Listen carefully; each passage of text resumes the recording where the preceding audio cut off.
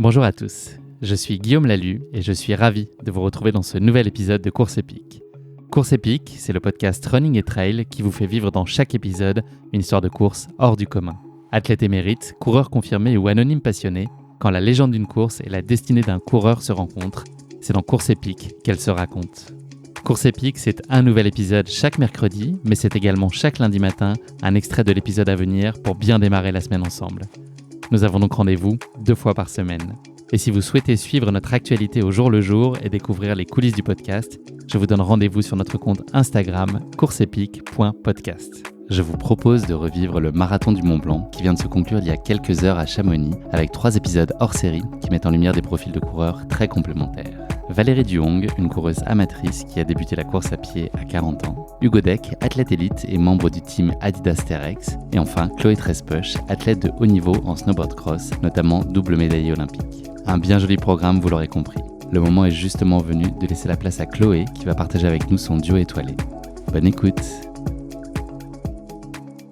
Salut Chloé. Salut. Bienvenue dans ce nouvel épisode de Course épique. On est à Chamonix, on y est bien d'ailleurs. Oui, il fait grand beau, ça a l'air super. Au programme pour toi là dans quelques heures, pour toi et pour moi aussi d'ailleurs, le duo étoilé. Oui, pour la deuxième fois, je vais prendre le départ de cette course qui me fait envie parce que elle est nocturne, il y a un beau coucher de soleil qui nous attend et elle est surtout partagée. Et pour moi qui viens d'un sport individuel, j'ai vraiment le plaisir de partager un bout d'entraînement comme ça avec un coéquipier. Ça promet. Chloé, on enregistre cet épisode le 24 juin, c'est la date à laquelle il y a 41 ans tout juste, Jean-Loup Chrétien a été le premier spationaute ouest-européen et plus particulièrement français à être envoyé dans l'espace dans le cadre de la mission Soyouz 16 franco-soviétique. J'imagine que tu étais évidemment au courant de cette information majeure. Voilà, comme on va parler d'étoiles et de duo étoilé, je trouvais ça sympa aussi de faire un petit clin d'œil à notre ami de l'espace. Oui. Chloé, on va commencer par une introduction classique. Petite contrainte pour toi et pas des moindres, tu ne peux pas me parler de sport. Qu'est-ce que tu peux nous raconter à moi et aux auditeurs pour te présenter sur qui tu es, ce qui t'anime, etc. Mais sans nous parler de ton parcours de sportif et puis que ce soit en snowboard ou en course à pied. Disons que j'ai eu la chance de grandir dans des environnements hyper naturels entre la mer en Vendée chez mon père et la montagne chez ma mère à Val Thorens. Donc j'ai vraiment cette passion pour la nature, les grands espaces. Je dirais que ça fait vraiment partie de moi. Qu'est-ce que je peux dire d'autre? Que j'adore les défis, qu'ils soient sportifs ou autres. Voilà, je suis à Sciences Po Paris, je continue mes études parce que je prépare la suite et puis j'adore m'enrichir et je suis assez curieuse et c'est ce que m'apporte Sciences Po. Et puis après, j'adore ma famille qui me suivent partout et que je suis avec amour aussi. Une vie heureuse, franchement, on sent la sérénité et le plaisir. Ça oui, fait plaisir. Oui, T'es une optimiste? Ouais, je suis assez optimiste, ouais. Chloé, on va parler de ton rapport au sport maintenant, j'ouvre la boîte. Le sport, il était présent très jeune et dans ta vie. Est-ce qu'on peut dire que tu as glissé même avant de marcher, quasiment? Pas loin, oui. On commence le ski à 2 ans, en général, quand on grandit en station, et puis le snowboard vers 6-7 ans. Donc oui, ça a vite fait partie de ma vie. Pourquoi est-ce que le snowboard, il a trouvé un tel écho auprès de toi? Qu'est-ce qui t'a particulièrement plu? Premièrement, c'était un sport partagé avec ma famille. Mon grand frère en faisait déjà en compétition, mon père en faisait aussi, donc c'était vraiment des moments familiaux. Et puis ensuite, les sensations de glisse. Le fait d'essayer de toujours dépasser ses peurs en construisant mon niveau de snowboard, forcément je passais des paliers où j'avais toujours la petite adrénaline dans le cœur et c'est ça qui m'animait. Et puis après le début des compétitions et là ça a été une révélation parce que je suis hyper compétitrice mais vraiment dans le jeu, c'est ça qui me donne de l'énergie pour essayer d'aller toujours plus loin, de progresser, de m'entraîner. C'est vraiment pour la compétition que je le fais, donc c'est pour ça que j'ai évolué dans ce domaine-là. Ouais, je m'attendais à ce que tu me dises que ce soit la dimension ludique en premier lieu, mais très vite, finalement, ça a été cette logique un peu de challenge, de dépassement. Et là, le sujet, il est par rapport à toi ou par rapport aux autres? Est-ce que cette compétition, c'est plus pour toi t'accomplir et te démontrer des choses, en tout cas, avoir le sentiment d'avancer? Ou est-ce que c'est par rapport à l'autre? Non, c'est vraiment pour moi. Oui, la compétition, il y a la confrontation à l'autre et c'est ce qui motive. Mais en fait, la confrontation à l'autre, je trouve que c'est surtout l'inspiration. Regarder ce que font les autres pour essayer de progresser soi-même. Donc non, avant tout, c'est pour moi aller le plus loin que je peux. Essayer d'utiliser mon plein potentiel dans tout ce que j'entreprends. C'est vraiment le sens que je vois dans la compétition. Tu as une approche très polyvalente de ta discipline. Tu t'es essayé au géant, au halfpipe, au slopestyle, au border cross. Voilà, pas mal de variétés. C'était quoi l'idée derrière ça? Et puis ensuite d'aller un peu en format entonnoir jusqu'au cross. Enfin, comment voilà, tout ça s'est construit? Dans quel état d'esprit tu étais? Pourquoi tu as abordé ta discipline comme ça? Bah oui, j'avais plaisir à faire toutes les disciplines. Et j'étais très attachée à garder cette polyvalence pour garder le jeu justement et pas me spécialiser trop vite, parce que quand on se spécialise, on fait encore plus de répétitions dans notre sport pour travailler le petit détail, et c'est normal, ça on peut pas y échapper, mais de garder plusieurs sports, j'avais vraiment l'impression de casser la routine. Et c'est vraiment ce que je continue de chercher maintenant que je fais que du snowboard cross et que j'ai dû vraiment me spécialiser, parce qu'on peut pas être bon partout, donc il y a un moment, il faut choisir.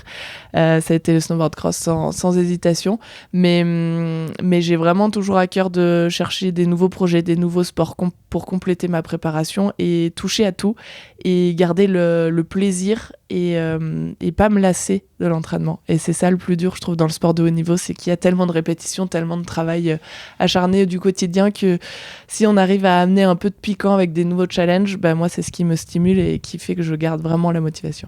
Si tu devais expliquer le snowboard cross à nos auditeurs, certains t'ont forcément vu à l'œuvre avec brio. Est-ce que tu pourrais juste expliquer les grands principes? Snowboard cross, c'est un parcours avec des virages relevés, des sauts.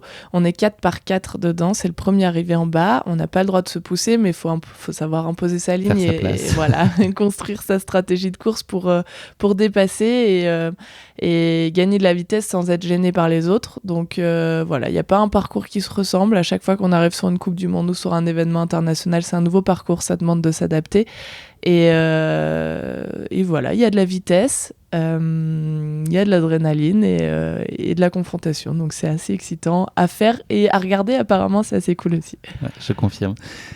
D'ailleurs, pour préparer nos échanges, j'ai écouté un podcast et j'ai été assez surpris, mais je suis peut-être naïf par rapport à ça, sur la dimension quand même très stratégique en amont, où vraiment tu décomposes, enfin il y a toute une partie de visualisation, etc., mais où tu décomposes aussi chaque endroit ou chaque virage, ça va être la bonne trajectoire, je vais peut-être mal le dire, en tout cas l'emplacement approprié pour dépasser. Enfin, il y a tout est analysé très en amont, et c'est pas juste aux sensations et à la façon dont ça se passe dans l'instant que tu choisis tes trajectoires. Il y a quand même toute une analyse préliminaire, c'est ça? Oui, c'est exactement ça. Quand on arrive sur une course, on a un jour d'entraînement sur le parcours. Le lendemain, on a les qualifications, et après, c'est les finales 4x4. Et les 2 jours en amont des finales servent vraiment à faire beaucoup de captations vidéo, d'analyse, et après, on retravaille avec les coachs le soir pour savoir comment bien gérer la trajectoire, comment progresser, comment construire sa course en fonction des autres. Donc on construit vraiment une stratégie en fonction de si on arrive à droite, à gauche des autres, pour s'entraîner et savoir prendre la bonne décision le plus vite possible, parce que nous c'est un effort d'1 minute 30, on n'a pas le droit à l'erreur. Donc quand on prend une décision d'aller à gauche ou à droite, il faut que ce soit la bonne décision et qu'elle soit prise très très rapidement. Et plus on l'a travaillé en amont, plus on l'a visualisé, plus ça va se faire instinctivement et on va être efficace dans nos choix. Je vais faire un saut dans le temps, parce que si on devait citer tout ton palmarès de course, je pense que l'épisode durerait 1h30, sur toutes tes brillantes performances. Tu t'es signalé notamment aux Jeux Olympiques avec une médaille de bronze à Sochi, une 5e place à Pyeongchang ensuite, et en Corée en 2018, et puis l'argent à Pékin en 2022.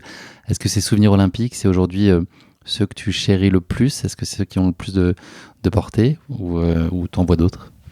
Oui, je pense que c'est ceux qui m'ont le plus construit aussi. La médaille à Sochi, j'étais jeune, je savais que j'étais capable, j'étais capable d'aller chercher la médaille, mais je l'avais jamais vraiment vécu, des performances de cette taille à l'international. J'étais 4e, 5e, 6e, mais j'avais pas encore performé. Mais du coup, je suis arrivée sur l'événement sans pression, vraiment avec la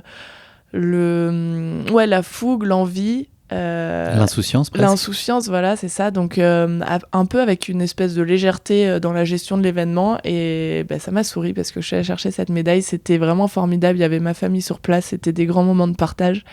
Donc oui, ça a été incroyable. Et puis après, ça a été un peu compliqué à gérer, dans le sens où on a un sport peu médiatique. Là, on a une médaille, on rentre en France, les médias veulent absolument nous interviewer alors qu'on n'est pas entraîné à ça, et ça a été assez déroutant. On se sent aussi plus attendu face aux autres athlètes, face à nos encadrements. Enfin, face à tout le monde, mais c'est une pression que je me suis mise moi-même là j'avais plus du tout la place de l'outsider qui était confortable, je me suis mis une pression, donc ça m'a fait grandir d'essayer de gérer ça. J'ai réussi, je suis revenue après en forme avec l'envie et puis une meilleure gestion de la pression. Les JO de 2018, ça a été aussi une grande étape formatrice pour moi parce que pour le coup j'arrivais favorite et j'avais vraiment de bonnes chances de performer et je suis passée à côté. J'ai fait 5e, je tombe sur la ligne d'arrivée. Ça a été vraiment la déception la plus dure à gérer dans ma carrière. Mais c'est vraiment un échec qui m'a permis d'arriver vraiment en forme et encore plus prête à Pékin parce que j'ai remis en question ma préparation physique, mentale. J'ai fait beaucoup de changements. C'est combien de temps là de doute, cette période-là, justement, cette déception? Et au bout de combien de temps elle devient finalement positive et permet de reconstruire l'après? Alors, je pense que pendant 2 ans, c'était encore dur et quand je regardais la course, j'avais encore vraiment une fissure dans le cœur. C'était un peu long. Mais, et puis après, la meilleure guérison, ça a été cette médaille justement à Pékin, où tout le travail que j'avais mis en place pour me remettre de cet échec à Pyeongchang m'a permis d'en arriver là. Et donc là, ça a été un soulagement de voir que j'avais pris les bonnes décisions et que j'étais capable de nouveau de performer au JO. Donc oui, ça a été des étapes vraiment fortes dans les deux sens, parfois positives, parfois négatives, mais dans tous les cas qui m'ont beaucoup appris personnellement. Tu sors d'une saison pleine cette année, avec une 2e place au classement général de la Coupe du Monde. Qu'est-ce qui domine la satisfaction de ce résultat? Il y avait un sujet, j'avais entendu là aussi dans le podcast, un peu de consistance, comme c'est des choses que tu voulais travailler aussi, un peu ta constance au plus haut niveau et enchaîner les très bons résultats, ce qui a été pleinement le cas cette année. Est-ce que c'est ça que tu retiens? Est-ce que c'est la déception peut-être de ne pas avoir été décroché le globe ou c'est les deux finalement? Oui, c'est un peu partagé, mais non, avec du recul, je suis super contente de cette régularité. C'est dur d'être régulier dans notre sport parce que justement, les parcours sont toujours différents, donc il faut être polyvalent, il faut savoir être bon dans un parcours plat, technique, rapide, moins technique. Donc voilà, c'est ce que j'ai réussi à faire cette saison, c'était l'objectif et c'était super cool. T'as entrepris quoi pour ça? Le travail vraiment spécifique sur la neige. Je suis pas une très bonne starteuse, donc je suis pas très dynamique dans les premiers mètres de course, donc on a vraiment mis l'accent là-dessus. On a travaillé tout le visuel aussi pour prendre des décisions plus rapidement, analyser le parcours plus rapidement pour ensuite envoyer un bon message à mes muscles. Plein de petites choses comme ça, les bras aussi pour sortir plus vite de la gate, les phases à plat, parce que moi je suis assez bonne technicienne et quand ça va vite, j'aime bien parce que voilà, je suis fonceuse, mais quand c'est lent, j'ai un peu plus de mal et on a travaillé dans des parcours lents, donc voilà. Et puis après, j'ai fait aussi un travail mental pour justement ne pas avoir d'a priori quand j'arrive sur un parcours que j'aime pas, me dire j'ai moins de chances de gagner. C'est aussi difficile de se débarrasser de ces croyances. Donc voilà, tout ça a fait que ça a bien fonctionné. J'ai un super staff aussi qui m'a vraiment bien encadré, donc c'était un beau combat pour le globe. Je perds le globe, mais je suis 2e. Donc voilà, ça laisse un axe de travail pour les prochaines années. Il y a les JO en Italie à Cortina là, en 2016. Est-ce que c'est déjà au cœur de tes préoccupations et les décisions que tu peux prendre aujourd'hui, elles sont aussi orientées autour d'une réussite à ces Jeux Olympiques ou est-ce que c'est encore un peu trop loin? C'est loin, c'est une direction, je dirais, mais entre-temps, il y a plein de belles étapes qui m'attendent, et notamment cet objectif de globe de cristal qui m'anime. Donc, mais oui, ça reste un but que je regarde de loin. Tu trônes au très haut niveau depuis de nombreuses années maintenant et depuis très jeune. Est-ce que la flamme, elle est intacte? Est-ce que tu redémarres une nouvelle saison avec une envie qui est pleine? Est-ce qu'elle diffère d'une année sur l'autre? Je dirais qu'elle est intacte, même un peu ravivée depuis quelques années. Je pense qu'avec les sports-études, avec la quantité d'entraînement, et je m'étais un petit peu lassée après, vers 2016-2017. J'en avais un peu marre d'aller à l'entraînement. J'étais toujours aussi motivée en compétition, mais en fait, on s'entraîne beaucoup plus qu'on ne fait de compétition. Donc, c'est vrai que je manquais un peu de flamme à l'entraînement. Et depuis ces derniers jeux, justement, ces avant-derniers jeux en 2018, j'ai vraiment essayé de mettre un peu de piquant dans ma préparation physique. Et ça m'aide vraiment à être motivée toute l'année. Et j'ai remis aussi beaucoup de sens et de plaisir dans tous les entraînements que je fais. Je réfléchis plus à ce que je fais et j'écoute forcément, on est très encadré, on a un planning et des fois, on perd le fil, on sait plus pourquoi on fait tel ou tel sport ou tel entraînement. On y va, on fait notre entraînement, on rentre à la maison et en fait, de remettre vraiment du sens dans chaque entraînement, dans chaque travail, de savoir pourquoi je fais cet exercice spécifiquement et les rapprocher à mes objectifs, ça m'aide à retrouver la motivation chaque jour. On va prendre maintenant un petit virage pour parler de course à pied, qui est le sujet qui va nous intéresser aussi aujourd'hui. Est-ce que tu peux nous raconter comment elle a trouvé sa place dans ta vie ? Est-ce que finalement, sa première intégration, c'était dans le cadre de ta préparation physique pour performer en snowboard ? Oui, un petit peu, même si en endurance on fait un peu plus de vélo, j'étais plus attirée par la course à pied parce que je trouvais la liberté dans la course à pied, que je sois n'importe où, en Vendée, en montagne, tu prends des baskets, tu vas courir et c'est toujours chouette. Donc j'ai vraiment aimé. En montagne, ça me permettait de vraiment m'évader aussi, être seule à courir dans la nature. Enfin, j'aime bien cet esprit où il n'y a pas de technique, il n'y a pas... l'aspect matériel du vélo, il n'y a pas ça, on se sent libre, on part juste un t-shirt et des baskets, donc ça j'adore. Et puis pour la prépa physique, je trouve que ça donne vraiment la caisse, donc je l'ai rapproché à la performance aussi.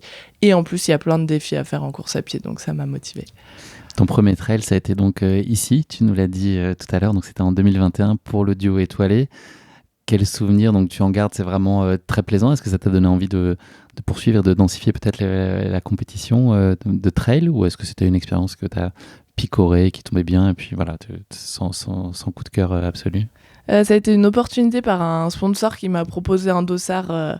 Donc j'ai fait la course pour Polar et ouais, coup de cœur parce que j'avais pas eu le temps de beaucoup m'entraîner, comme d'habitude, parce que c'est vrai que c'est pas la priorité, il faut pas oublier les séances de muscu, de vitesse, et du coup la course à pied, la prépa trail vient en 3e ou 5e dans le programme, mais de partager une course à deux, être en pleine nature. Le dossard, ça changeait quelque chose Le aussi? dossard, mais ça m'a donné le feu. J'ai cru que j'allais, vu que j'avais aucune chance de gagner, j'ai cru que j'allais y aller tranquille, mais en fait, impossible. Quand j'ai un dossard, je me suis prise au jeu et je me suis dit, regrette rien. Enfin, j'aurais été triste en fait de pas avoir tout donné et de m'être juste baladée. Donc j'étais au rupteur toute la montée, et vu que j'ai pas beaucoup d'expérience en trail, la gestion de l'effort est pas mon point fort. Donc non, mais je me suis régalée parce que je me suis rendu compte que j'étais capable de tenir très très haut en cardio pendant très longtemps. Et ça, je trouve que ça donne confiance aussi dans l'entraînement. Ça montre que quand on a des douleurs physiques ou quand on ressent la fatigue dans notre sport, hop, je me souviens, au duo étoilé, j'avais mal aux jambes à partir du kilomètre 3 et j'ai fait les 21 sur le même rythme. Du coup, je trouve que ça m'apporte aussi en confiance, et ça me prouve que mon corps, enfin le corps humain en général, est capable vraiment de trucs incroyables, insoupçonnables. Ouais, voilà, auxquels tu penses pas possible. Et en fait, je me suis prouvé que c'était l'inverse, donc j'ai vraiment aimé ce côté-là. Il y avait du monde sur les côtés, on était encouragés. Ça m'a vraiment sorti de ma zone de confort, et j'ai adoré ce moment.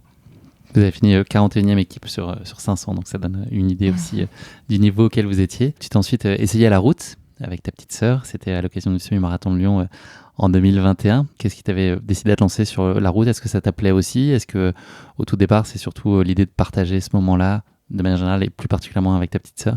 Oui, ma petite sœur avait un objectif de marathon. Là, c'était à Lyon, j'habite pas loin de Lyon. Et puis, c'était la découverte d'un nouveau sport, un nouveau petit challenge. Pareil, j'y suis allée avec pas énormément d'entraînement, mais avec vraiment l'envie. Et puis, comme d'habitude, une fois que j'avais le dossard, je me suis donnée à 100%. Et c'est ça que j'adore, c'est que oui, je suis dans le dur, mais voilà, je regrette rien, j'y vais à fond. Et puis on voit le chrono à la fin. Donc, je dirais que j'ai un petit peu moins... j'ai adoré l'expérience, mais c'est sûr que je suis plus branchée trail parce que le béton, déjà, ça fait mal aux genoux. Quand on fait du snow, on a un peu les articulations abîmées. Donc, et puis, à moins ce côté nature, c'est beaucoup plus redondant. Alors que ce que j'aime dans le trail, c'est que justement, il n'y a pas de routine, il n'y a pas un chemin qui se ressemble. Tu peux pas partir sur le même rythme tout le long. De toute façon, tu as des coups de cul. Et c'est ça que j'aime. Est-ce que la course à pied, notamment le trail, c'est finalement une brique de ta préparation et tu la prends comme ça, ou est-ce que c'est en soi un plaisir? Les deux sont liés. C'est un plaisir, mais il a tellement de sens dans ma préparation aussi que... C'est aujourd'hui un moyen d'être performante aussi? Oui. Pour moi, oui, oui. Oui, parce que ça me motive. Je mets de l'intensité beaucoup plus facilement avec un objectif de trail de départ dans 2 semaines, 3 semaines, 3 mois. Donc, à chaque séance, quand je suis dans le dur, je me dis oui, mais donne-toi, au moins ce sera moins dur le dur étoilé, tu pourras relancer dans les côtes. Et du coup, ça me donne vraiment l'énergie de pousser chaque séance. Donc, ça m'aide à la performance, c'est sûr. Et à la fois, c'est un plaisir de prendre un dossard comme ça et de faire une course complètement à part de ce que je fais d'habitude. Ta préparation là sur le trail, c'est quelque chose que tu structures toi ou est-ce que ça fait partie d'un plan plus global et donc tu es aussi accompagné avec minutie sur cette partie-là ? Non, je le structure moi, j'ai mon prep physique qui peut me donner quelques conseils et qui m'aide, mais c'est vrai que vu que c'est en complément des semaines d'entraînement bien remplies, voilà, je sais que je suis très loin d'être parfaite dans la préparation, mais bon, on va faire avec les outils du bord. Est-ce que tu t'intéresses globalement à la discipline ? Est-ce que tu suis un peu des performances, les grosses compètes, etc. Tu jettes un œil un peu à ce qui se passe ou tu es un peu loin de ça ? Un petit peu, je regarde un petit peu. On a eu la chance d'avoir une intervention de Kian Jornet une fois qui nous a parlé aussi du sport et de l'environnement, des sujets qui sont très développés dans le trail et qui sont inspirants aussi pour les autres sports qui sont un peu en retard là-dessus. Donc non, il y a eu quelques beaux échanges et il y a toujours des belles images. Et non, je regarde un petit peu, mais pas à 100%. Est-ce que tu as le sentiment que ça restera qu'un à côté ou ça peut devenir une discipline un peu plus centrale dans ta vie pour l'après-snowboard ? Oui, je pense que pour l'après, j'aurai des objectifs de trail pour le plaisir et puis pour continuer de me mettre des challenges parce que c'est vrai que dans le sport de haut niveau, on a une vie à 100 à l'heure et surtout, je suis tellement animée par les challenges, l'adrénaline, ces émotions des événements que je pense que le jour où je vais arrêter, c'est une partie qui va beaucoup me manquer et de m'impliquer un peu plus dans un sport comme ça pour essayer de sortir de ma zone de confort et continuer de progresser dans une autre discipline. Je pense que ça fera vraiment partie de mon quotidien et de mes envies futures. Est-ce qu'aujourd'hui, tu arrives à te projeter peut-être sur des efforts d'ultra-endurance et sur des trails, des ultras, tu te vois aller sur des distances très longues ? Oui, j'ai envie d'essayer. Après, je suis tellement loin de ça pour le moment et en plus, ça demande vraiment beaucoup de temps. Et donc, c'est sûr que c'est quelque chose que je pourrais faire après mon entraînement snowboard, après ma carrière. Mais oui, ça me fait vraiment envie. Merci beaucoup Chloé. On va passer à la rubrique suivante du podcast qui est un questionnaire de Proust. J'ai 3 questions hautement philosophiques pour toi. La première d'entre elles, une erreur ou un imprévu de la vie qui t'a particulièrement fait avancer. Est-ce que tu as un souvenir d'un moment un peu fondateur qui t'a fait progresser, avancer, enfin qui a été marquant ? Est-ce que c'est justement Pyeongchang ? Je pense que c'est Pyeongchang le plus marquant. Ça peut être dans l'aspect plus perso aussi. Enfin, voilà, est-ce qu'il y a vraiment un marqueur fort de ta vie qui... Je trouve que les déceptions sportives aident vraiment à se remettre en question. C'est très dur, on est au bout du rouleau le lendemain, mais c'est ce qui permet de se poser les questions sur tout ce qu'on fait et puis chercher à progresser et à s'améliorer. Donc il y a ça. Et après, je pense qu'il y a ma blessure à la cheville en 2018 aussi, donc c'était une année compliquée. Mais une fois que je me suis un peu remise des jeux, je me suis la dernière semaine de préparation physique avant de repartir sur la neige à l'automne. Je me suis arraché tous les ligaments de la cheville droite, donc grosse opération, 5 mois d'arrêt alors qu'il y avait les mondiaux.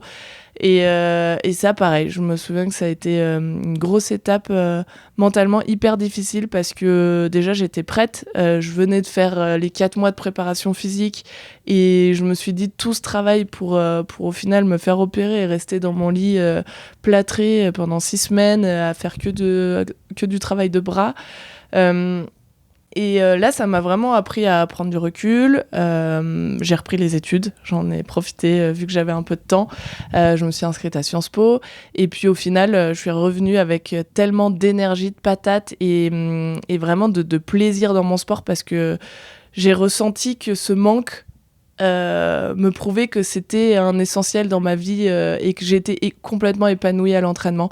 Donc en fait, le fait d'être privée de mon sport comme ça... Ça a réenchanté finalement ta pratique. Complètement. Et donc, avec du recul, je crois que ça a aussi été une étape importante pour la suite. Une journée parfaite pour toi, c'est quoi les ingrédients ? Un challenge. Là, je crois que c'est pas loin de ma journée parfaite. Ce soir, il y a un challenge. Il fait grand beau. J'ai pris un bon petit déj avec des bons produits. Je vais me balader. J'ai des copains, la famille qui est par là. Donc, Tu fais un donc podcast hyper cool. Carrément. Et non, ouais, les moments partagés, en fait, ce que j'adore dans le sport aussi, c'est que les victoires ou les défaites, ben, elles sont partagées dans l'équipe énormément parce qu'on s'entraîne 200 jours par an ensemble. On est un sport individuel, mais au final, on est 5 filles, 5 garçons tout le temps ensemble et le staff.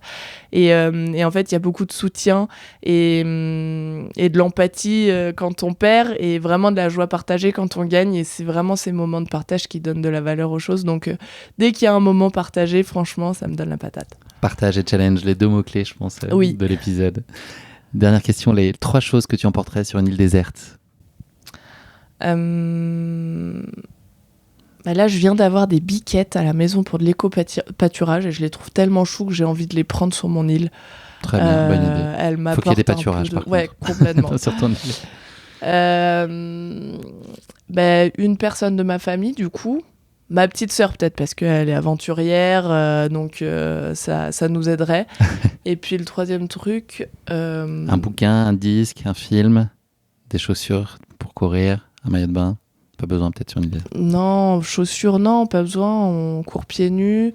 Une grande bouteille d'eau parce que c'est ce qui permet d'utiliser son physique et d'aller plus loin. Donc ça m'aidera à trouver des solutions. Parfait. Merci beaucoup Chloé. Je vais présenter très brièvement la course, donc le duo étoilé, qui est une course relativement récente du marathon du Mont Blanc puisqu'elle a été créée en 2015 en même temps que la Young Race. Cette épreuve sous forme de duo donc se court de nuit dans les montagnes alpines et c'est devenu une épreuve phare du week-end de course du marathon du Mont Blanc. Je crois qu'elle est très appréciée pour l'avoir aussi fait parler des gens autour de cette course, beaucoup là, dans l'organisation ou des gens qui l'ont couru et tu as conforté cette idée-là. Il paraît qu'elle a quand même un cachet incroyable. Au total, il y a donc 500 duos qui vont s'élancer tout à l'heure à 19h30 sur ce duo étoilé. Les 2 athlètes qui composent chaque binôme devront courir ensemble sur la totalité de la course sous peine de disqualifier l'équipe. C'est une distance de 21 km pour un peu plus de 1400 mètres de D+, qui nous attendent. 3 ravitaillements. Et voilà, cette course doit être réalisée en moins de 6h30. C'est ton objectif, Chloé, et j'ai bon espoir que ça se passe bien pour toi. C'est le moment maintenant de la question qui pique du podcast. On parle de duo étoilé. J'ai un peu teasé tout à l'heure en amorce de cet épisode. On va parler d'espace. Ça va être une question qui pique autour de l'espace. J'ai 3 affirmations sur l'espace. Il faut que tu me dises si elles sont vraies ou fausses. Oula. Voilà. Donc, une chance sur 2 statistiquement. Ça devrait bien se passer, je suis sûr. L'espace est complètement silencieux. Non. T'es sûr ? Oui, je suis sûre. Bon. Non, en fait, c'est vrai. Ouais. Il y a pas d'oxygène et voilà, il y a aucun bruit dans l'espace. Personne ne peut nous entendre. Donc voilà, c'est principalement dû au manque d'air. Il y a aucune substance pour porter les vibrations du son. Donc si demain tu es dans une navette et puis que tu pars, tu fais un truc en dehors de la navette et que tu pars, personne t'entendra. Okay. Mais je pense que ça n'arrivera pas. Ouais. Non, je pense pas. A priori, non. Tu vas rebondir, j'en suis sûr, Chloé. Deuxième question, l'astronaute américain Alan Shepard, qui faisait partie de la mission Apollo 14, a fait un footing de 3 minutes sur la Lune. Non, je crois pas. Non, t'as raison. Mais il a fait un truc quand même vraiment délire. Il a fait du golf. Non. Je vais te raconter son histoire. Ouais. Donc en 1977, il s'est envolé en direction de l'espace. Et donc voilà son anecdote. Donc il a joué au golf. Il a raté sa première balle. Il était gêné par sa combinaison spatiale, a-t-il dit. Donc cette balle a échoué dans un cratère tout proche. Et la deuxième, en revanche, est partie en silence. Et elle est partie à des kilomètres à cause de la faible gravité. Donc je pense qu'il a fait le plus grand coup de l'histoire du golf. Voilà. Énorme. Incroyable. Oui. Donc voilà, pas de footing, mais en tout cas, il a fait un petit peu de golf. Dernière question. Sur Saturne, il pleut chaque année des tonnes de diamants sur Saturne. Non. T'es sûr? Et là, si, non. si le climat de la planète est propice à la création de carbone sous forme de cristal. Et voilà, le phénomène s'explique par le fait qu'il y a des tempêtes d'éclairs qui transforment le méthane ambiant en carbone, qui, lorsqu'il chute du ciel, devient du graphite, puis des diamants. Et donc, ces derniers peuvent atteindre une taille maximale d'1 centimètre, donc assez gros pour être placé sur une bague. Donc si dans ta reconversion à un moment tu envisages peut-être la bijouterie, je pense que Saturne, à mon avis, ça peut être un bon spot. Ouais. Tu vois, pour ouvrir une bijouterie, à mon avis. Et puis en attendant, je vais aller faire un peu de culture G sur l'espace pour être meilleur la prochaine fois. C'était hyper dur. Il y en avait une autre, c'était est-ce qu'il y a une personne enterrée sur la Lune, vrai ou faux? C'est du bonus là. Mais... Faux. Ouais, c'est vrai, il y a des cendres. Ouais, ils ont emmené les cendres sur la Lune. Bon, écoute, il y a un petit trou noir là sur cette série de questions. Peut-être un peu dans la lune, Chloé, mais je pense que tu vas rebondir. En nous parlant de ce marathon du Mont Blanc, j'ai encore quelques questions en amont de la course. Bon, c'était pas facile en tout cas. Tu as inscrit cette année avec ton coach, Kevin. C'est une envie qui était partagée. C'est toi qui as été motrice sur cette inscription pour le duo. Est-ce qu'il était archi partant aussi? Il était archi partant parce qu'il savait que j'allais sûrement participer et il m'en parlait un peu. Il fait pas du tout de course à pied.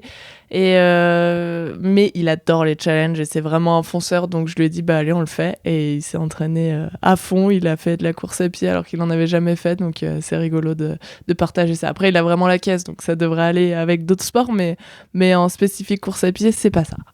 Est-ce que toi t'as mis en place une préparation particulière là, pour la course? T'as eu le temps? Je suis allée courir un petit peu quand même au max, mais non, c'est pas suffisant pour espérer bien vivre l'événement. Je sais que je vais être dans le dur parce que justement j'ai pas fait assez de longue distance pour gérer ma forme, mais bon, on verra. Est-ce qu'il y a un petit objectif de temps ou de faire mieux que la première fois, ou c'est le plaisir là qui est en première ligne? Non, faut faire mieux que la première fois. Ok, challenge, évidemment. Oui. Je pense qu'on avait mis 3h15 ou un truc comme ça, il pleuvait, j'espère faire un peu mieux que 3h15 quoi. Je te le souhaite. Merci. De quoi est fait le reste de ta journée? Là, tu viens d'arriver à Chamonix, tu es venu directement à l'hôtel pour nos échanges, donc l'occasion de te remercier encore pour ta dispo. Là, il y a un dossard à aller chercher, j'imagine. C'est ça, prendre un peu l'ambiance du village aussi avec tous les partenaires. J'ai pas mal de partenaires dans le snow qui sont aussi partenaires ici, donc ça va être chouette d'aller passer un moment avec eux. Et puis après, un petit repas avec tout ce qu'il faut pour avoir la frite ce soir, des copains pour un petit café cet après-midi au soleil, et puis après, il sera temps d'aller s'échauffer, récupérer la chambre à l'armée aussi, parce que je dors à l'école militaire de Cham. Et puis après, feu. Ça ressemble à une journée parfaite, comme tu l'as dit tout à l'heure. Franchement, oui. Je crois qu'on la touche du doigt. Merci Chloé, je te donne rendez-vous dans quelques minutes pour nos auditeurs. Pour nous, ce sera 24 heures. J'espère que tu vas être une étoile filante ce soir sur la course, et puis qu'on aura le plaisir de se croiser sur la ligne de départ, et puis j'espère sur la ligne d'arrivée. Ce serait bon signe. Il faudra probablement que tu m'attendes un tout petit peu. Non. Mais en tout cas, profite, et puis on se débriefe de tout ça demain. Avec plaisir, bonne course aussi. Merci pour ta dispo.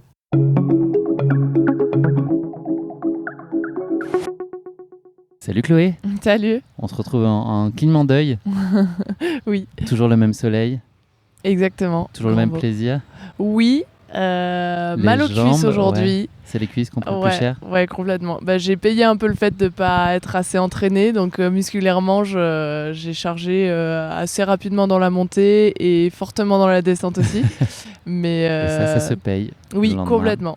Non, mais ce qui est cool, c'est de voir qu'avec la fatigue ressentie et la douleur ressentie dès le début de course, j'ai été capable de tenir jusqu'à la fin. Donc ça, c'est hyper positif pour la suite de l'entraînement. Est-ce que tu peux nous parler du départ? C'était assez dense. Moi, je suis parti, je faisais aussi la course. Là, je suis parti à la toute fin, et donc c'était le bouchon. Est-ce que toi, tu as réussi à t'extraire un peu? Il y avait une seule vague de départ. Est-ce que tu as pu partir à peu près bien en bonne position, ou c'était bouchon? On a essayé de se placer vers l'avant, on n'était pas tout devant, et du coup on a couru un peu sur les premiers kilomètres pour se placer, parce que je savais qu'il y avait un chemin un peu étroit après, et c'est ça aussi qui fait que j'ai été vite fatiguée, c'est que je suis partie un peu au-dessus de mon niveau. Sur le plat ou Ouais, sur le plat, et même la première montée dans le chemin un peu large là, qui est déjà un peu longue et dure. Donc, mais au moins, ouais, c'est ça. J'ai pas du tout eu de bouchon dans la montée sur le chemin étroit, donc c'était l'objectif, mais c'était dur. Pour redonner un peu de contexte, on est parti donc à 19h30. C'est une course, comme son nom l'indique, qui se court de nuit, et donc on est parti en toute fin de journée à 19h30, ce qui permet quand même de profiter aussi des derniers rayons du soleil, puisque le soleil se couche très tard en ce moment. Cette ascension, donc, t'as envoyé pas mal, c'est ça? Enfin, vous avez envoyé pas mal, c'était l'idée? Oui, c'était ce qu'on voulait. Enfin, moi, je voulais être au max, utiliser tout ce que j'avais dans la journée, et c'est ce qu'on a fait. 1000 mètres à peu près, je crois, de dénivelé jusqu'à Menton-Vert, donc c'est un beau petit morceau. Oui, c'est ça. Et en fait, je trouve que ce qui a été dur, c'est de gérer la boisson et manger aussi. Parce que vu que moi, je fais pas des efforts longs, j'ai pas l'habitude de devoir essayer de manger pendant l'effort. Et je trouve que c'est hyper dur quand t'es haut en cardio d'ingurgiter quelque chose. T'as ressenti beaucoup besoin de t'alimenter? J'étais avec... on m'a dit qu'il fallait le faire, donc c'est vrai que ça évite des baisses de rythme, donc j'ai essayé d'écouter les conseils des professionnels. De la profession. Alors je sais pas comment tu l'as ressenti, moi j'ai trouvé ça absolument magique quand on arrivait en haut au passage du Signal. Derrière il y a une espèce de balcon, assez technique en fait, balcon, mais c'est pas non plus la promenade, avec un ciel rosé. Alors peut-être toi t'es passé avant moi, peut-être qu'il était encore bleu, mais voilà, cette espèce de ligne de crête avec un ciel rose, c'était quand même exceptionnel. On se dit qu'on est au bon endroit là. Oui, complètement. La lumière qui tombe, les couleurs du ciel, on aperçoit Chamonix en contrebas. C'est un endroit où je me suis vraiment sentie libre et surtout on avait fait le plus gros du dénivelé, donc soulagée d'en être là. Et puis vraiment un moment où j'ai profité de reprendre la petite course, de se sentir avancé aussi. C'était chouette. T'as mis les pieds dans la rivière, un petit peu dans les petits ruisseaux qui coulaient, pas la rivière, j'ai les petits essayé ruisseaux, t'as esquivé un peu. Ouais, voilà, de faire jouer l'agilité. Ensuite, c'est pas tout à fait terminé, puisque à partir du kilomètre 13, qui est le deuxième ravito, sur le plan de l'aiguille, il y a ensuite une longue descente, enfin longue, en tout cas une descente continue de à peu près 7 km jusqu'au replat de l'arrivée à Chamonix. Faut pas baisser la garde, il y a pas mal de casses. Moi j'ai observé en tout cas un peu derrière toi, en tout cas on a entendu beaucoup de gens tomber. Moi-même je me suis tordu la cheville un nombre incalculable de fois, le genou à l'envers aussi. Toi, est-ce que vous avez réussi à être à peu près à votre main sur ce passage-là, et est-ce que tu as apprécié surtout ce passage en descente? Oui, j'avais des souvenirs d'il y a 2 ans où j'étais vraiment encore fraîche physiquement sur la descente, donc je m'étais vraiment régalée, je m'étais vraiment relâchée et j'avais engagé un peu. Là, j'étais moins fraîche, donc j'avais moins confiance en mes jambes et à ma capacité de me récupérer en cas de mauvaise surprise. Donc j'étais un peu plus prudente, juste parce que j'avais pas de jambes.